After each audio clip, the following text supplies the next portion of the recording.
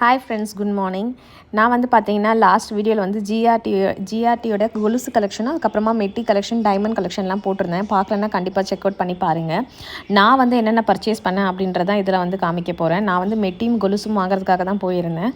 இந்த மெட்டி வந்து பார்த்திங்கன்னா டெய்லி யூஸ் பண்ணுறதுக்காக வாங்கினது. இது வந்து கிராம் கணக்கு தான் நமக்கு. இது வந்து பார்த்திங்கன்னா 850 என்னவோ இருந்தது. இது வந்து நம்ம டெய்லி யூஸ் பண்ணிக்கலாம். அதே மாதிரி இதுக்கு ரீசேல் வேல்யூமே வந்து பார்த்திங்கன்னா இருக்குது.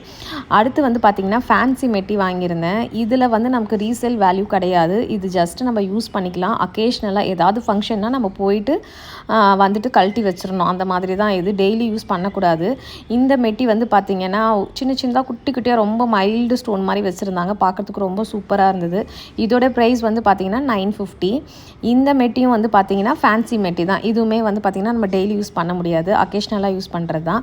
இது எனக்கு ரொம்ப பிடிச்சிருந்தது. இதில் வந்து பார்த்திங்கன்னா பீகாக் டிசைனு, அப்புறமா கலர்ஸ் வந்து வச்சுருந்தாங்க. நம்ம எந்த பட்டு சாரி கட்டினாலுமே வந்து பார்த்திங்கன்னா போட்டுக்கலாம். இந்த மெட்டியோட ரேட் வந்து பார்த்திங்கன்னா 1250 சொன்னாங்க.